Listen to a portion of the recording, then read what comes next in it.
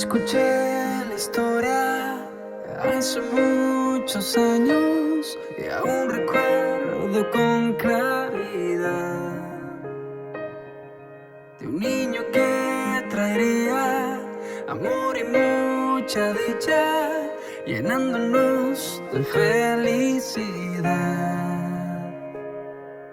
Y hoy que es Navidad, te quiero adorar y recordar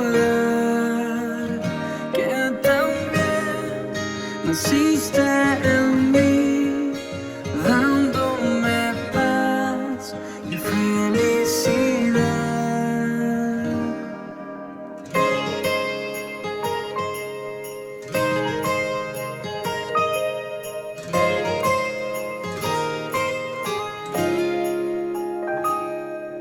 El mejor regalo que un día me hiciste fue cuando tú naciste en mí. Fue hermoso un día que pasamos juntos, fue un momento muy especial. Y hoy que es Navidad, te quiero adorar y recordar que también naciste en mí, dándome paz y felicidad. Esta Navidad es muy especial porque en mi interior brillarás. Hay que celebrar, es tiempo de paz y al necesitado amar. Esta Navidad es muy especial porque en mi interior brillarás. Hay que celebrar, es tiempo de paz y al necesitado amar.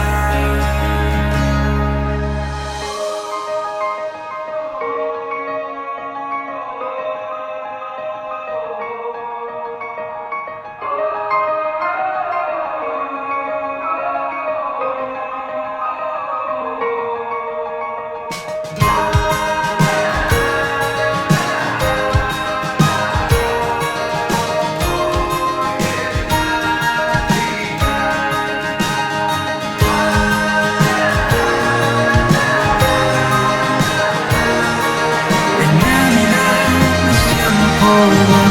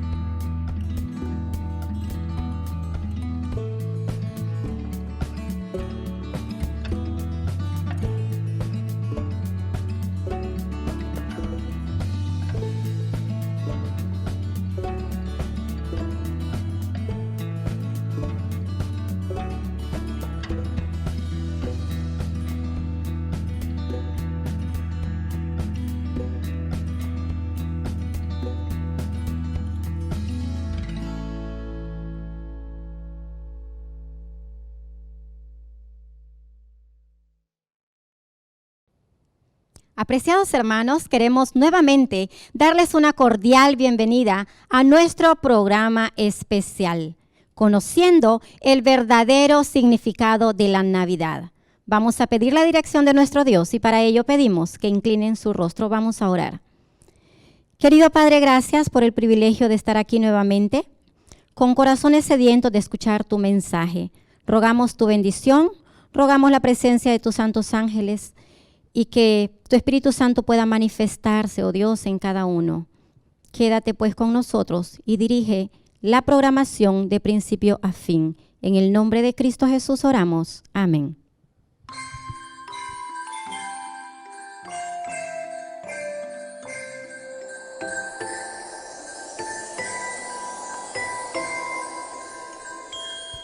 La mejor música, la más pura, eleva nuestro ser hasta la misma presencia de Dios. Vamos a disfrutar y a entonar este servicio de canto con alegría.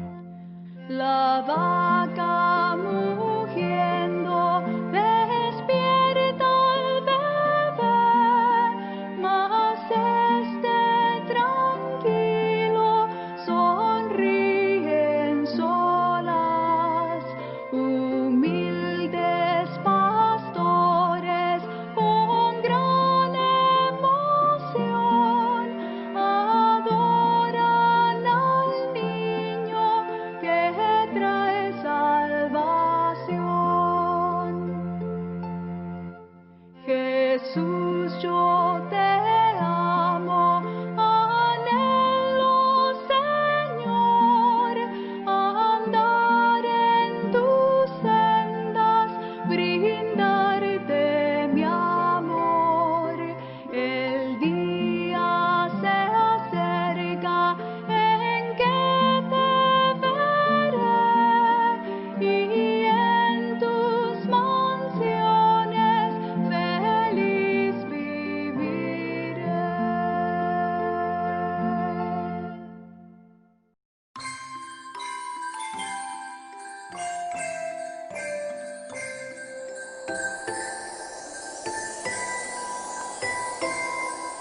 Es momento, hermanos, de poder entonar el himno tema. Unamos nuestras voces cantando este himno que nos recuerda el nacimiento de Cristo Jesús.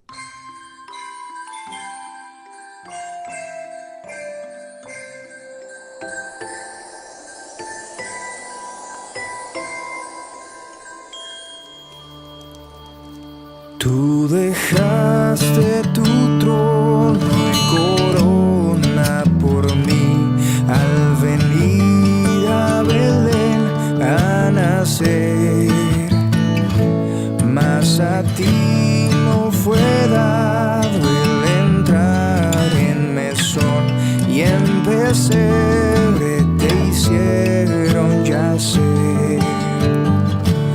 Ven a mí, corazón, oh Cristo, pues en él hay lugar para ti. Ven a mi corazón, oh Cristo, ven, pues en él hay lugar para ti. Alabanzas celestes los ángeles dan, en que rinden al verbo olor. Más humilde viniste a la tierra, Señor, a salvar al más vil pecador. Ven a mi corazón, oh Cristo, pues en él hay lugar para ti. Ven a mi corazón, oh Cristo, ven, pues en él hay lugar para ti. Siempre pueden las zorras sus cuevas tener y las aves sus nidos también, mas el Hijo del Hombre no tuvo un lugar en el cual reclinara su sien. Oh, ven a mi corazón, oh Cristo, pues en él hay lugar para ti. Ven a mi corazón, oh Cristo, pues en él hay lugar para ti. Quiero estar atento a la puerta. Ven, habita hoy mi corazón, Jesús, pues en él hay lugar para ti.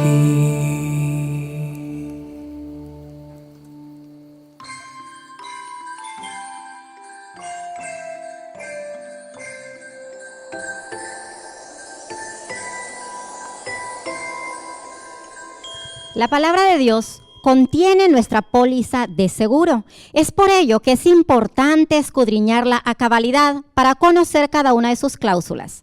Vamos en este momento a estudiar la palabra de Dios. Y hoy el mensaje lo trae nuestro hermano Emer Evans. Bienvenido, hermano.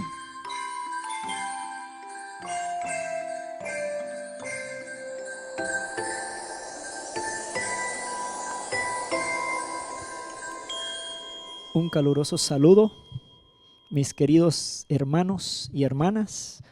Un verdadero placer estar aquí con ustedes. Yo quiero invitarles, antes de cualquier cosa, a que inclinemos nuestro rostro y pidamos la dirección de nuestro Señor en esta noche. Padre Celestial, gracias te damos por tus ricas bendiciones. Gracias, Señor, porque a pesar de toda la situación que hemos vivido durante este año, podemos ver tus bendiciones, podemos ver tu mano protegiéndonos, cuidando de nosotros, proveyendo para nosotros.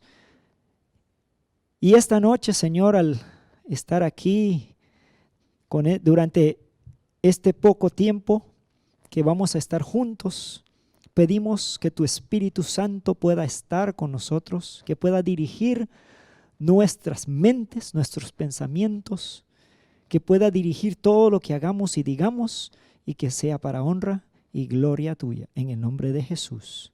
Amén. Amados, queremos hablar acerca de un tema muy interesante durante este tiempo del año. Este es el tiempo donde estamos llegando a la última parte del año. Estamos culminando un año, estamos terminando el año. Y en esta temporada llegan las fiestas, llegan los momentos de los grandes contrastes. Para algunos es ocasión de celebrar con la familia y los amigos, ocasión de dar, recibir regalos, comprar, gastar, comer, beber. Para otros está la ausencia de los seres amados que clava su aguijón de tristeza en las almas, porque en muchos hogares no pueden tener esa presencia de sus seres queridos. Pensamos en las personas que durante el transcurso de este año tan terrible, con todo lo que ha sucedido, este ha sido un año único. Creo que en las vidas de nosotros que tenemos este tiempo de estar en existencia, nunca habíamos visto un año como este. Pensamos en las personas que han perdido sus seres queridos y en esta temporada del año duele porque no pueden tener a sus amados cerca con ellos para celebrar. Y aún los que los tienen, hay ciertas medidas y situaciones que no son comunes durante este tiempo del año. Pérdidas de seres queridos debido al COVID-19. También existe en muchos hogares las carencias materiales porque muchos han perdido todo lo último que les quedaba. Pensamos en todas aquellas personas que han perdido todo a causa de, aquí en nuestro país, esos huracanes que azotaron con furia nuestro país y han dejado muchas personas sin nada. Todo lo material, lo que tenían, lo han perdido. Entonces es un tiempo, este año, un tiempo de angustia durante esta temporada para algunos, ¿verdad? El sentido profundo y real de la celebración durante este tiempo del año muchas veces queda oculto bajo una avalancha de intereses comerciales, de tradiciones y de mandatos sociales que a veces nosotros no entendemos, pero parece imposible evitarlos. Durante este tiempo del año está todos los comerciales, las promociones, las ventas, todos los lugares ofreciendo todo tipo de cosas a precios increíbles porque llega esta temporada del año. Entonces también están las tradiciones de las familias que celebran durante esta temporada de cierta manera. Este año es diferente, ¿verdad? Todas esas cosas este año ha traído. Pero yo hago la pregunta, ¿cuál es el motivo de la celebración. ¿Será que es bueno celebrar o es necesario celebrar la Navidad? ¿Cuál es la posición más equilibrada que deberíamos tener en cuanto a la celebración en estas fechas? ¿Qué deberíamos hacer? Tal vez no exista una respuesta única para estas preguntas, pero vamos a compartir algunos conceptos. Recordemos que ojalá y esto sea útil para que nosotros podamos entender qué deberíamos hacer durante la época de la Navidad. Para que la Navidad sea una festividad espiritual, alegre, positiva para todos. Conociendo el origen y el significado real, podemos decir y podemos tomar una decisión de cómo podemos pasar esta época del año tan especial. Aunque sabemos nosotros que el 25 de diciembre no es la fecha del nacimiento de Jesús, porque eso lo sabemos ya que en las Sagradas Escrituras aparecen, en el libro de Lucas leemos cómo la Biblia dice que en estos tiempos, en esa región, habían pastores, y por factor tiempo vamos a pasar estas cosas un poco rápido, porque no tenemos mucho tiempo. Habían pastores que pasaban la noche en el campo. Esas cosas no sucedían durante esta temporada del año. Entonces sabemos que ese no era el tiempo del nacimiento de Jesús. También las autoridades habían emitido una ordenanza para un censo. Durante este tiempo del año no se daba. Entonces sabemos que quizá no era el tiempo, el 25 de diciembre, porque también esa fecha existía ya antes del nacimiento de Jesús, y sabemos que estaba asociado con algunos ritos y celebraciones paganas, y hoy en día hay muchos cristianos que ni celebran esta temporada, ¿verdad? Estas cosas, si vamos y leemos un poco de la historia, encontramos sobre el origen de esta cosa de la Navidad, ¿verdad? Encontramos cómo fue asociado con el culto al sol, el nacimiento del sol invicto, el día del nacimiento del sol invicto, estas celebraciones paganas, ¿verdad? Y la creencia de que Cristo nació en ese día es otro elemento que ha inundado el cristianismo y que lo han asociado con todas estas fiestas paganas. Eso lo conocemos, ¿verdad? Entonces, otros elementos también que se destaca ahí, el día del sol, que es el domingo, y que muy pronto fue convertido en el día del Señor. Entonces, todas estas cosas como cristianos nosotros lo conocemos, como adventistas también los conocemos, y sabemos que los cristianos también fueron adoptando algunas celebraciones en el calendario pagano romano y tradiciones ancestrales que fueron entrando al cristianismo. Todas estas supersticiones y cosas rituales que venían a contaminar la sencillez del culto cristiano. Conocemos todas estas cosas, pero en el caso de la Navidad, aparte de todo esto, el nacimiento del día del sol y la influencia que provenía de lo que se llamaba la Saturnalia o las fiestas en honor a Saturno que se celebraban entre el 17 y el 24 de diciembre, fechas en donde se cerraban escuelas y negocios, hasta juzgados, para que la población podía consagrarse a celebrar estas fiestas domésticas y públicas, donde se hacían todo tipo de juegos y danzas y un montón de cosas. ¿Qué es lo que celebramos nosotros? Como dije antes, ya sabemos de todo este tipo de cosas y estas asociaciones paganas, y mucha gente, muchos adventistas dicen, pues nosotros no podemos hacer nada de eso, no podemos celebrar en esas fechas, no podemos celebrar esas cosas.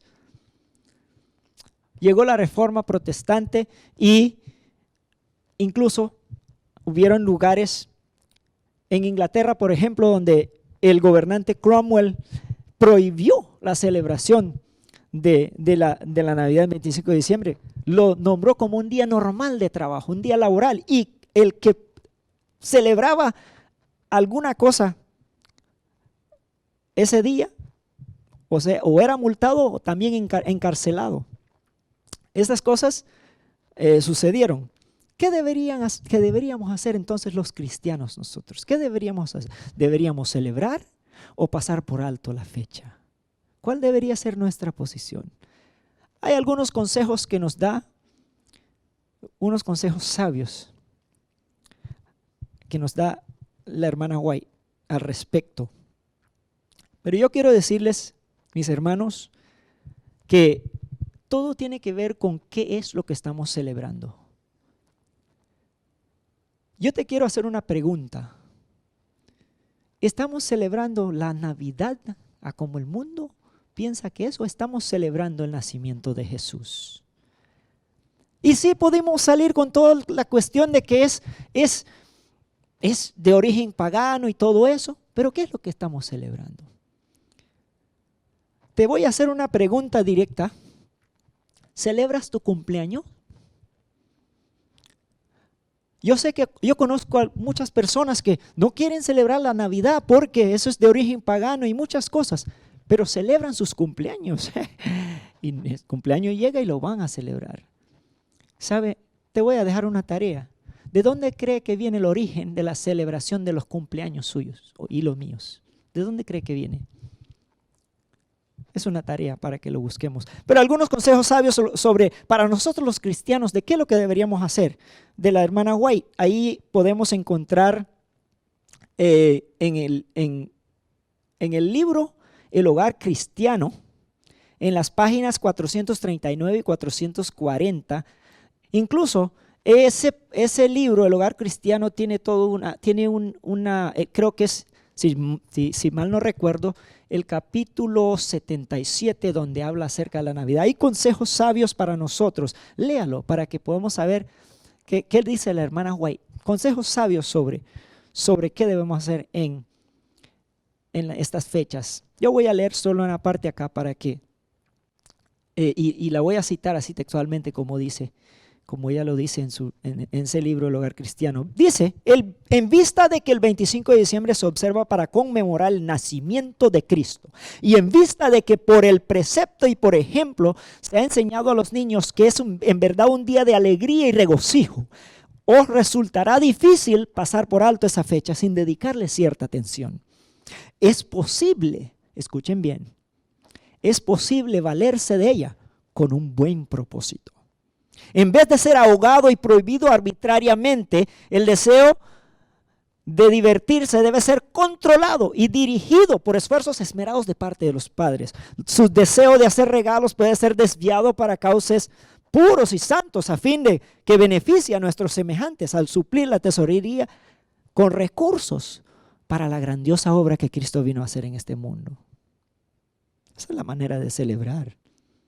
Y hay muchos que hablan acerca del árbol. También en ese capítulo ella habla acerca de qué deberíamos hacer nosotros en cuanto a lo del árbol de Navidad y todo eso. Léanlo, les aconsejo que lo lean. Se titula La Navidad, ese capítulo 77 del libro El Hogar Cristiano. Hay muchos consejos sabios ahí. Pero en esta noche yo quiero dirigir sus mentes a un pasaje bíblico, una parábola que Jesús mismo contó. ¿Saben? Jesús usaba las parábolas para hablar a la gente. Y él usaba esta manera de hablar a la gente porque era una manera de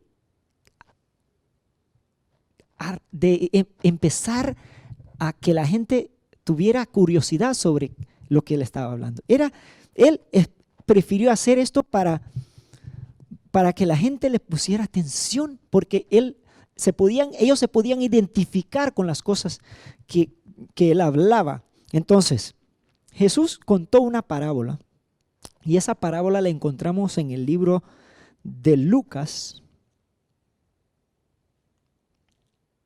capítulo 10. Lo voy a leer rápidamente y después vamos a hacer una comparación. En el libro de Lucas capítulo 10 empieza desde el versículo 30 en adelante. Esta parábola, Jesús dice, porque le hicieron una pregunta a él sobre quién era el prójimo y qué debería hacer para ser salvo. Entonces Jesús contó una parábola. Dice la Biblia que respondiendo Jesús dijo: un hombre descendía de Jerusalén a Jericó. Y dice que cayó en manos de ladrones, los cuales lo despojaron e hiriéndole se fueron, dejándolo medio muerto. Aconteció que descendió un sacerdote por aquel camino y viéndole pasó de largo. Asimismo un levita, llegando cerca de aquel lugar y viéndole pasó de largo. Pero un samaritano que iba de camino vino cerca de él y viéndole fue movido a misericordia y acercándose vendó sus heridas, echándoles aceite y vino y poniéndole en su cabalgadura lo llevó al mesón y cuidó de él. Otro día al partir sacó 2 denarios y los dio al mesonero y le dijo: cuídamele y todo lo que gastes de más yo te lo pagaré cuando regrese. Fue lo que sucedió en esa parábola. Ahora vamos a desglosar esta parábola. En primer lugar, es interesante ver que Jesús usa esta parábola y habla así acerca de los sacerdotes y los levitas, conociendo la audiencia que él tenía, ¿verdad? Es interesante ver porque él corría gran riesgo al contar esta historia. Los judíos eran presentados de modo negativo en esta parábola, mientras que los samaritanos de modo positivo. Fácilmente, porque siempre habían personas ahí en sus congregaciones, en la audiencia ahí, escuchando a Jesús, que estaban ahí tratando de encontrar maneras y palabras que él usaba para acusarle y usarlos en su contra. Entonces era un poco riesgoso lo que Jesús hizo acá. Pero esta parábola es un poco interesante, porque aquí, según los estudiosos, esto se refería a una narrativa verdadera, había sucedido. Eso lo afirman muchos. Incluso Elena de White dice que no solo era una historia real, sino que también era bien conocida. Era una historia bien conocida por los que escuchaban. Además de eso, ella afirma que el mismo sacerdote y el levita, de los que Jesús habló ahí, estaban también presentes ahí escuchándolo a él. Escucharon esas palabras del labio del maestro. Entonces, esta fue lo que pasó. Yo quiero que hagamos una comparación acá, porque acuerden, estamos hablando de qué debemos hacer nosotros, los cristianos, en estas épocas, en esta época de la Navidad. Entonces, hay una cosa aquí que queremos hacer, una comparación que queremos hacer acá. Primero, la narrativa comienza presentando al judío que va de pie, va bajando, y cuando dice que baja, Jesús cuando dice que bajó, realmente bajó de Jerusalén a Jericó. ¿Sabe que Jerusalén, la capital, la ciudad amada del pueblo de Dios, un lugar donde se encontraba el famoso templo, orgullo de la nación, se encontraba a 765 metros por sobre el nivel del mar? Y Jericó, la segunda ciudad más importante de Judea, donde se encontraba entre sus habitantes miles de sacerdotes y levitas, esa quedaba a 240 metros por debajo del nivel del mar. Entonces quiere decir que en un trayecto de camino de aproximadamente unos 25 kilómetros, baja el camino cerca de 1000 metros hasta llegar al valle del Jordán. Entonces Jesús dijo que este hombre bajó, cayó en manos de asaltantes, porque este camino es un camino que corre entre desfiladeros rocosos y curvas imprevistas, es un lugar ideal para los asaltantes. Entonces el hombre es víctima, lo asaltan y lo despojan de todo, lo golpean, lo dejan desnudo, herido, casi muerto. Llega en la escena, entra en la escena, casualmente, algunas personas que pueden cambiar la situación de este hombre. Primero un sacerdote que llega pasa por ahí, lo ve y pasa de largo. El sacerdote, en esa época, eran tantos los sacerdotes disponibles para actuar en un solo templo que se dividían en turnos, estaban divididos en turnos y cada cual servía unas 2 semanas por año y luego venía el turno de otro.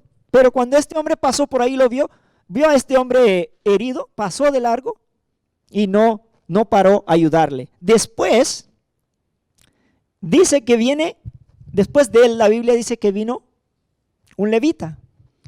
El levita prácticamente hace lo mismo, lo ve, pasa de largo. Sí, había un simbolismo aquí, porque si este hombre, si él hubiera estado muerto, entonces tocarlo significaría contaminación ritual. Además de eso, también existía la posibilidad de que fuese un samaritano o un gentil, y un judío no iba a tocar a un samaritano o un gentil. Pero ¿qué tiene que ver esto?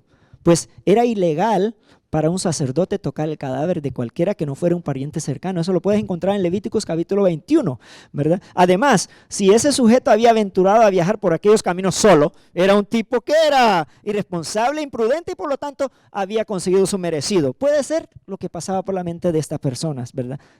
Pero bien, también existía la posibilidad de que podía ser una emboscada y que este hombre estaba fingiendo y cuando alguien se acercara iba a caer también y ese iba a ser el verdadero víctima. Todas estas cosas pudieron pasar por las mentes de estas personas. Pero por otro lado, la lógica, la obligación y el sentido común indicaban que, sin duda, tanto el sacerdote como el levita tendrían que ayudar al prójimo. Tendrían que ayudar al prójimo, pero sus excusas interiores le sugerían que no había nada más inteligente que hacer que salir de allí lo más rápido posible. Luego llega en la escena el samaritano. Y aquí es donde nos vamos a enfocar, mis hermanos. El samaritano, los samaritanos y judíos eran enemigos. Incluso los judíos consideraban a los samaritanos como perros. Eran perros. Esto, si alguien de estos tres, si alguno de estos tres tenía excusa para no ayudar, era este tipo, el samaritano. Porque supuestamente eran enemigos. Pero dice la Biblia que vino cerca de él, vio el drama, vio al hombre abandonado, vio al hombre herido, tuvo compasión, dice la Biblia, se involucró y le ayudó. Por más extraño e ilógico que parezca, quien ayudó a este hombre fue el enemigo, aquel considerado un perro. Pero él tuvo compasión, lo ayudó. Usó sus propios materiales, lo que él llevaba para su viaje. Cambió todos sus planes, gastó su dinero para ayudar a un enemigo necesitado. Y con eso probó que la misericordia no necesita motivos, ¿verdad? Pero entonces, también pudo haber pensado el samaritano que en su mente, mire, si fuera la situación a la inversa y él fuera el herido tirado junto al camino, quizás no hubiera encontrado misericordia por parte de un judío. Pero nada de eso importó. El samaritano ayudó al hombre que estaba casi muerto. Entonces, Jesús le hizo la pregunta después de la parábola: ¿quién de estos tres te parece que fue el prójimo del que cayó en manos de los ladrones? Y claro, respondieron: el que tuvo misericordia de él. Jesús dijo: ve y haz tú lo mismo. Ahora, yo quiero hacer una comparación acá. Antes de todo, quiero decirles que Jesús es el buen samaritano. Amén. La misericordia que manifestó este samaritano refleja el mismo espíritu que movió al Hijo de Dios para venir a este mundo a rescatar a la humanidad. Dios no estaba obligado a rescatar al hombre. El hombre estaba sufriendo, estábamos heridos, estábamos golpeados, desnudos, medio muertos o totalmente muertos. Pero Jesús estuvo dispuesto a ser tratado como nosotros merecemos para que nosotros pudiéramos ser tratados como Él merece. Cristo es el buen samaritano. Él tuvo compasión del hombre caído, cubrió sus heridas, nos llevó a un lugar seguro. ¿Sabe, mis hermanos? Si usted está en la iglesia, es porque Dios, si usted aceptó a Jesús y ha formado parte de su redil, de su pueblo remanente, porque Dios te ha traído acá, te cubrió sus heridas, te cubrió sus pecados y te ha traído a un lugar seguro, a redil, a la iglesia, a su pueblo remanente. En el momento del dolor y refugio, Él cuidó nuestras heridas, no nos dejó solos. Cristo es el buen samaritano. Y hoy Él nos dice, si somos cristianos y decimos ser seguidores de Jesús, así como le dijo a aquel hombre en aquel entonces con la parábola, ve y haz tú lo mismo. Hay 3 tipos de personas que entran aquí en contacto con este hombre, ¿verdad? Y con esto vamos a concluir rápidamente. Quiero hacer esta reflexión. Hay 3 tipos de personas. Primero, los asaltantes. Los asaltantes encontraron a este hombre. Fueron los primeros en entrar en contacto con este hombre. Y su acción demostraba codicia, avaricia, demostraba esa manera de tratar de preservar al máximo todo lo que me pertenece e incluso empeñarse en obtener lo que también le pertenece al prójimo para ellos mismos. Y hoy vemos esa clase de personas que aumentan y aumentan mientras que se acerca el fin. El apóstol Pablo, cuando escribió a Timoteo, le habló acerca de estas cosas. Según de Timoteo 3, 1 al 3 podemos encontrar eso. Por factor tiempo no vamos a ir allá, pero tú puedes leerlo allí. El apóstol Pablo dice, también debes saber que en los últimos días vendrán tiempos peligrosos. Habrán hombres amadores de sí mismos, ávaros, implacables, crueles y un montón de otras cosas, ¿verdad? El otro tipo de personas son los religiosos. Y aquí entra el sacerdote y el levita que representan a los religiosos. Su actitud ante el infortunio, la desgracia de las personas fue una de indiferencia. Su filosofía de vida es idéntica a la de este mundo. Llega a ser intrigante. Muchos dicen ser cristianos, cuando en realidad son meros ciudadanos egoístas, indiferentes al dolor, tristeza e infelicidad de los demás. Elena G. White dijo, la inhumanidad del hombre para con el hombre es nuestro mayor pecado. El tercer grupo de personas que entran en contacto con este hombre son los cristianos. Y estos son representados por el buen samaritano, los cristianos. La fuerza motivadora de este tipo de personas es el amor que procede de Dios. Quien lo manifiesta claramente deja evidencia de que ha sido convertido. El amor cumple la ley. Quien vive sin tener en cuenta a Dios busca solo sus propios intereses.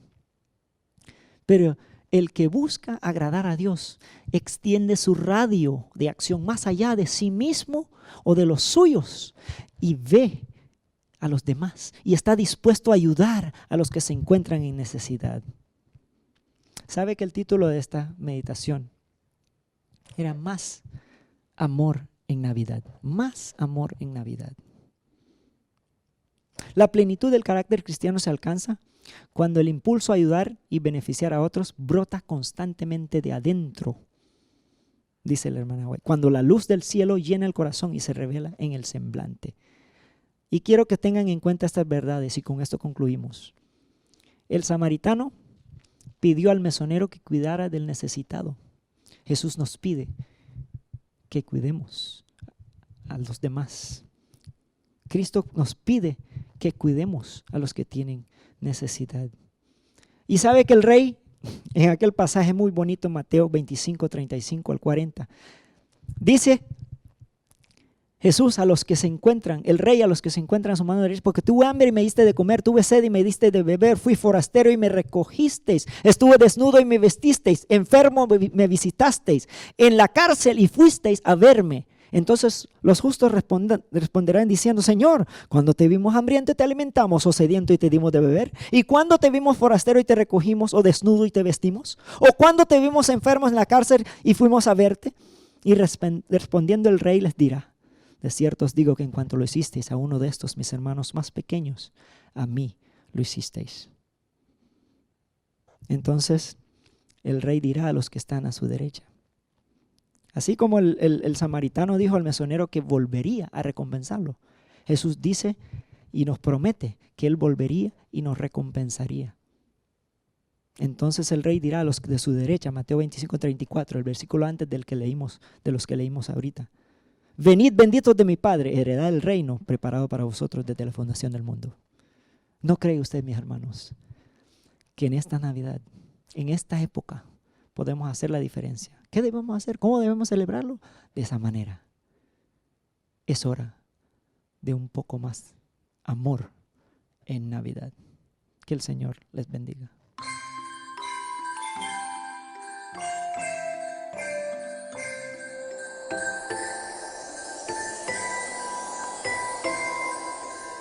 Agradecemos a nuestro hermano Emer Evans por recordarnos la importancia de dar amor en Navidad. Vamos a ponerlo en práctica. Vamos a visitar a aquellos que necesitan y mostrarles el amor de Cristo Jesús. Mientras tanto, les invito para que inclinemos el rostro y podamos despedirnos en oración. Dios bueno, gracias porque tú eres amor. Gracias, Señor, porque por amor diste a tu Hijo a venir a morir en una cruz para que tuviéramos vida y vida en abundancia. Ayúdanos a vivir ese amor y a mostrarlo a los demás. Que tu bendición esté con todos nosotros. En el nombre de Cristo Jesús oramos. Amén.